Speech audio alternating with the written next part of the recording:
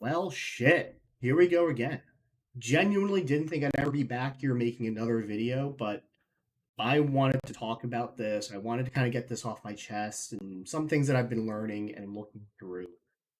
Um, if you are at all connected or have your ear to the ground about Smite, it's not in the best of spots right now. Um, right now, let me just go through this. For those of you who have been under a rock, congratulations from coming out from under that rock. Weird for you to click on this video of all videos to get back up to speed. But I'm going to do everyone a favor, and I'm going to too long didn't read the key points I want to make that I haven't seen anyone else make. I did bring this up to Weekend in his chat briefly. But to answer the one question everyone's been having of why is Stu still around when he has screwed up so many games for high res. He's been working with the ownership for almost 30 years now. Bingo, bango, done. So for those of you who aren't aware, in January 2024, during Worlds, they announced Smite 2 would be a thing. Playable closed alphas were starting up around May-ish, and once a month, it might have been April. Once a month, they had a closed alpha weekend. People that paid $30 to $100 were able to get in. That also gave you the All Gods pack, so that actually meant that was the first time I've given high res money in 7-8 years. Um, and so they also started a 24/7 closed alpha, which you can play now in August. And so far, the results have been mixed, to put it bluntly. With right now, they've also announced a major esports tournament with a $300,000 prize pool, and they have begun monetizing it, selling skins, cosmetics, things like that within Smite 2, which is still a closed alpha. Not to mention the cross-gen content that's still in Smite 1. They did slow down Smite 1. They turned it kind of into a more of an experimental platform for things they could do in Smite 2. But that game, they shut down the esports. They made it very clear that they're tapering off on Smite 1 and focusing on Smite 2. Yesterday, 2 days ago now, today, this is 12:35 a.m. on October 3rd. So October 1st, a number of people were laid off and basically eviscerating a lot of the design team, a lot of the people that are working on UI interfaces, cosmetics, things like that. So what went wrong? Like, why are we here in the first place? And I think the biggest reason is that Avra has grossly miscalculated the player base. And the moment Smite 2 got announced and was sure to be a thing, people lost interest in Smite 1, especially when the updates started to become more, let's have fun, it doesn't fucking matter. And it became much more casual game because there's no sports scene to worry about. So bringing back broken mechanics, broken items doesn't matter anymore when you have a environment that doesn't have that pro scene that they need to maintain that balance for. At the same time that people were jumping ship from Smite 1, and High-Rise made it very clear that Smite 1 isn't something you need to worry about or care about, Smite 2 was in its infancy. Smite 2 is and remains vaguely playable. It's just not in a state where people are compelled to or to invest in it. And so, to be honest, most of the players vanished. Smite 1, year over year, they are down. Right now, in September, they had just over 5,000 active players at any given time. A year ago, they had 9,600. That they've dropped about 4,500 average players, or about 40%, 47% in the last 12 months. And that in a bubble wouldn't be a problem because again, there's now 2 games. The problem is that first month of closed alpha, Smite 2 only had 2,000 active players at any given time. It's not going up. So about half the player base has left Smite 1, and we'll be generous and call it half of those players who left have migrated to Smite 2. The other half just kind of fucked off. They have said, okay, maybe we'll come back. Maybe we'll come back when Smite 2 is free to play. Maybe we'll come back when Smite 2 is in a good spot. Maybe we'll come back then. But that's a big maybe. Who knows what's going to happen? We really don't know what's going to happen 6 months, 12 months down the road. That's just the reality of things. We don't know. And I feel like there were also high-res miscalculated expectations. And I was willing to put up with a lot. I have said, and I said in a comment to Incon, who was complaining about the quality of the closed alpha, that you paid to be a guinea pig, you paid to stress test, you paid to be a bug tester. Thanks, Roomba, for going off in the background. Um, but that's what you paid for, and I understood that. A lot of people didn't, and a lot of people, I feel, thank you, Final Fantasy 14 ads on one page. A lot of people didn't realize that and were upset about this. And they took one look at it and said, I'm good. And I'll be completely honest and admit, I've played a maybe 4 games of Smite 2 since the first closed alpha. I sat out a bunch of the closed alpha limited windows. Once it got to 24/7, I played like 1 game of ranked, and with a 0 MMR, I got paired with Awesome Jake 408. If you don't know who he he has been an SPL level support for the past like 3 or 4 seasons. He was, and before then he was an upper tier player in his the whole time that he's been playing. He's an excellent support player. I'm very meh. I'm very mid. I am. If I'm on my game, I'm maybe a low plat level player. If I'm not on my game, I'm somewhere between gold to high silver. And I know that. I'm not trying to argue that like I'm some amazing Smite player in my own right. There's no reason that Awesome Jake should be in a game with someone with 0 MMR, and if you pulled his Smite 1 data, he's in the mid. He's mid, middle of the pack. Except for the fact that, at any given time, you might only have 1,000 people playing. Most of them aren't playing ranked. So that's why they made the elite use. You get this, for experienced players and with high MMRs to wait for 20 minutes between their games. Especially when you compare this to something like Deadlock. And now Deadlock started development about a year before Smite 2. So it's not fair to say, oh, Deadlock is in closed alpha, Smite 2's in closed alpha.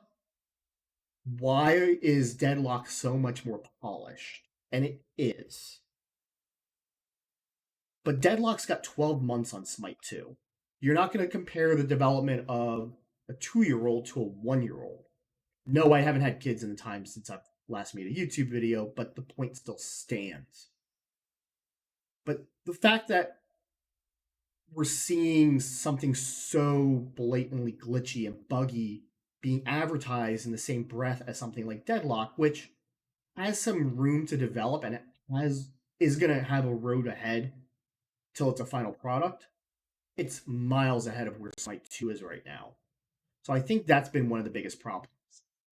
As far as some of the people that were let go, these are the names: Hi-Res, Tina, Mallory, Jen, Ina. A lot of these other people, a lot of this is the animation team, a lot of marketing people, a little bit of esports, which is already pretty shoestring as far as I remember.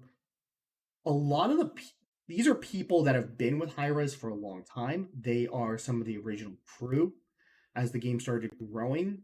And, a lot of people, if you were a big fan of certain skins, certain voice packs, lines, someone on this list probably was behind that. And they've all been let go. And what this means is that a lot of the developers, a lot of the programmers that are actually making the nuts and bolts of the store that's going to be Smite 2 is there. They haven't left. But where are the people that are going to fill that store? They were here. This was the bulk, not all of them, but the bulk of your people, and especially your your tenured people, your experienced people that were building your eShops. And remember, Smite 2 is going to be a free to play game. These are your moneymakers. As much as I've given Hi-Res shit for not caring about the nuts and bolts and only seeming to care about the team, you need both. And in a cost cutting move, because they are hemorrhaging money, they just eviscerated their team. This is bad for the long term health of Smite 2, even if they can get the game off the ground, which is still a big if. And even if they can get Smite 2 off the ground, the people that were going to make the majority of your skins, your legacy passes, your battle passes, everything that you sell to your customer base in Smite, they're here. So, one of the questions that a lot of people had been asking, the weekends of the Incons, is why Stewart Chisholm? I think that's how you pronounce his last name. I could be very wrong. I'm just going to call him Stu for the rest of the video. Why is he still at the helm? They pointed out, and while he's been with the company, he hasn't been president or CEO, whatever they've done the whole time.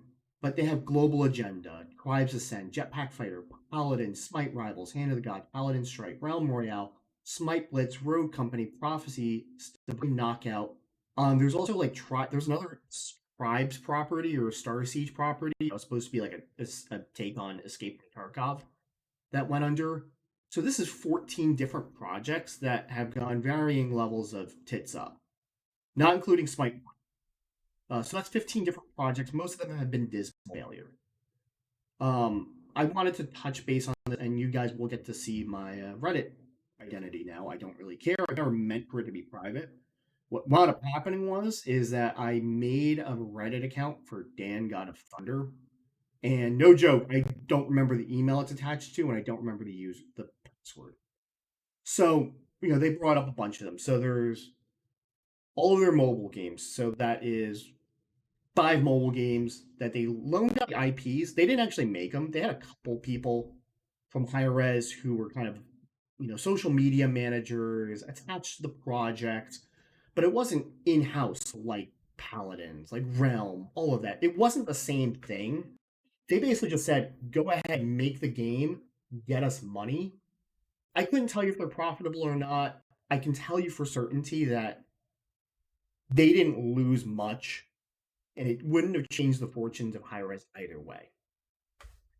I'm not familiar with Tribes Ascend. I'm not familiar with Global Agenda. My understanding is a lot of what was in Global Agenda wound up becoming Smite, and they also fucked up Tribes Ascend, but don't quote me on that.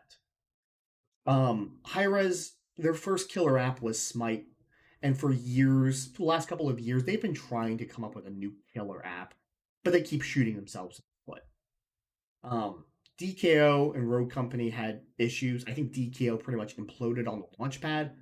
Rogue Company had a lot of hype, it had a lot of potential, but they made a couple of changes that killed their competitive scene. It always felt half finished and like a work in progress. And once the pro scene kind of evaporated and they lost interest. Hi-Res lost interest. Once Hi-Res lost interest in updating it, the fans kind of went away, and so it was a vicious cycle. And now Rogue Company is effectively dead. Paladins did. I had talked to Weekend about this. This is something I learned from him. Paladins was actually really big in China. Tencent, we'll get to them later. Tencent was helping to publish Paladins. They ran afoul of Chinese censorship laws.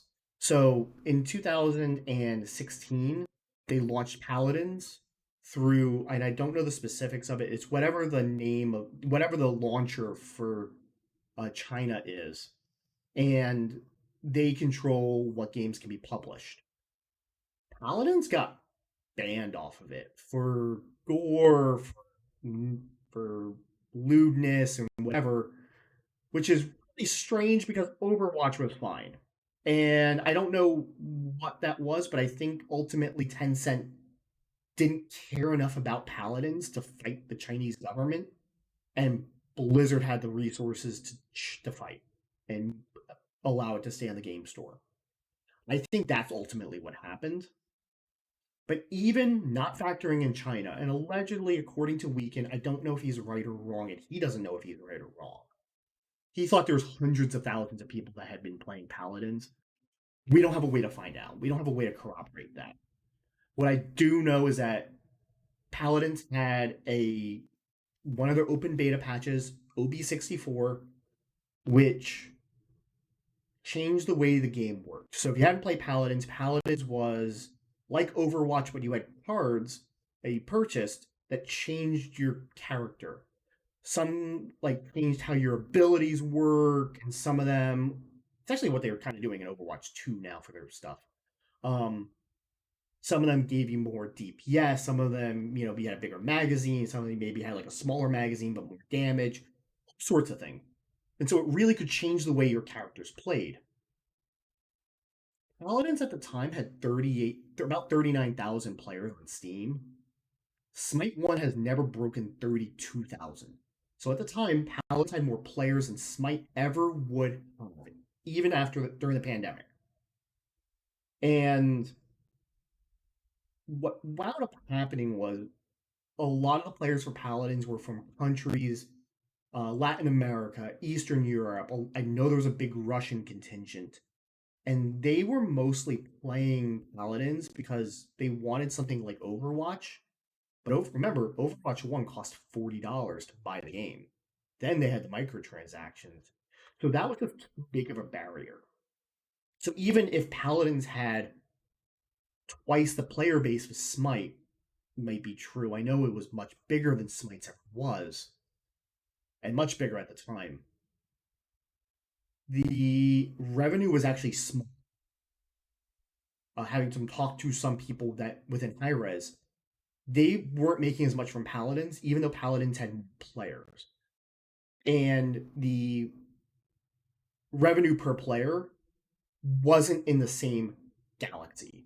It wasn't close. The average Smite player was spending more money on Smite by at least an order of magnitude compared to the average Paladins player. And that's because, again, a lot of the people that were playing Paladins were coming from areas where, in America, you might say, oh, yeah, $10 for a skin. Sure, whatever. Here you go. $10 US is a lot when you're not in America. It's a lot in, you know, Russia or, if you're in Colombia. $10 US is a lot of money for a lot of those folks. What they wound up doing was they changed it so you would have to get multiple copies of the same card. You would power up your cards. It turned into gachapon. They were trying to turn it into gachapon. It got reversed, but that poisoned the well. And that was the turning point for Paladins and what really prevented it from taking off, amongst some other things. But that was the biggest one. And that's why I was saying they didn't shoot themselves in the foot with it. They shot themselves in the gut and they kept bleeding out. And Realm Royale was just the biggest shit show. It was huge. It was taking over Twitch. It wasn't going to be bigger than Fortnite, but it would have been in spitting distance, I think. Until Erez Goran, who is the owner of everything, he's the guy who runs it. The company's named after him. He ordered a number of changes, mostly just so he could be better at the game. It wasn't what he wanted. It's his company, it's his vision. This is really, as I've described it multiple times, Erez's personal vanity project. So he made the changes. No one wanted them. The devs didn't want them. The people you had people like Keemstar running tournaments. Everyone could tell it was bad for the game, but Erez pushed it through.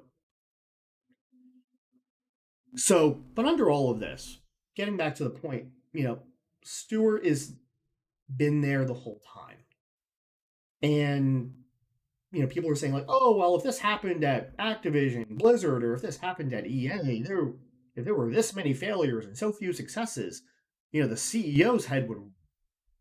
You go to Stewart's post, he says, hey, we're making some difficult but necessary changes to ensure High-Rise's long-term success. Each impacted individual is a talented and dedicated professional, and letting them go reflects a failure in my leadership and one for which I take personal accountability. So people are saying, well, why isn't he on the chopping block? So, and to give him credit, He did say to someone else, someone kind of said, take a pay cut, remove bad leadership, remove bloat. He has stated that he has actually dropped his own salary to what he made when he started in '08 as a VP of Ops. So that is undoing 16 years of wage growth, multiple promotions, and so he is saying that he's taking a big hit in his pocketbook as well. Absent of this is not a publicly traded company. We don't have access to the data. I have no evidence to support that Stewart's being anything but truthful. I have every reason to think he's telling the truth here.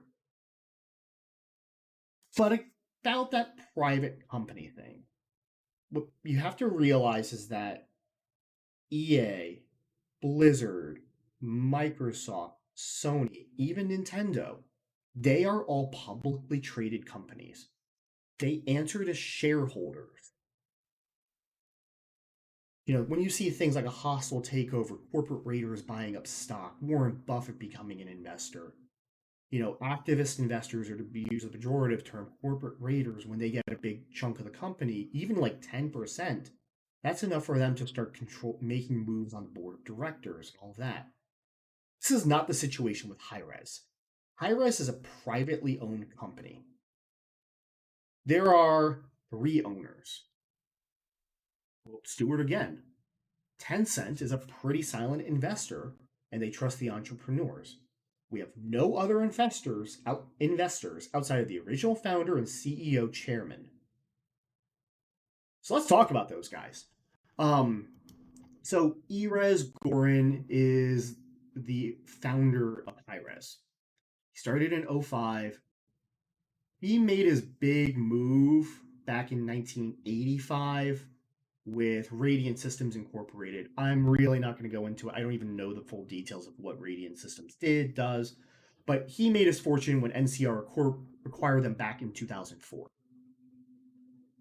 This is going to start sounding repetitive. So he went from Radiant Systems and founded Blue Cube Software.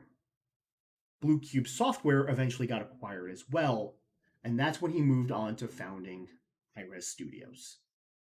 He has since done other things as well.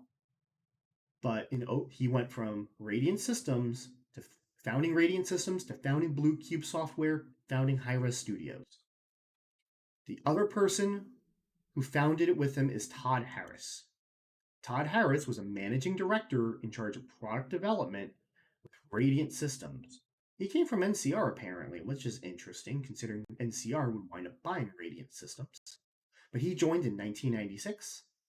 Merger occurs in 2004.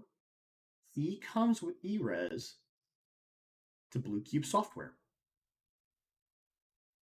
So from 96 to '05, he's teaming with Erez and moves to Hi-Rez Studios.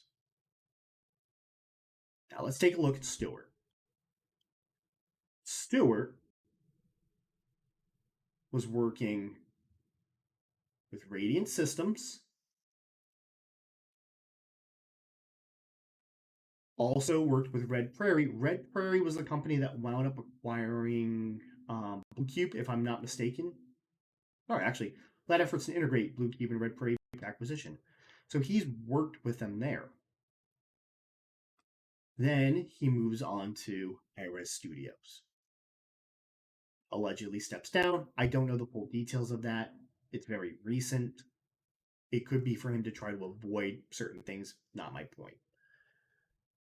But the point is that the founder of Hi-Rez Studios, the other founder, who's the chief operating officer, and the CEO/president of Hi-Rez Studios have all known each other since 1996. They have all been working together since 1996. They have been doing business together since 1996. The CEO of a privately held company and the whole leadership structure, whoever's at the top, if he's the president, if he's the CEO, the name doesn't really matter. They serve at the pleasure of the ownership group. Here's the ownership.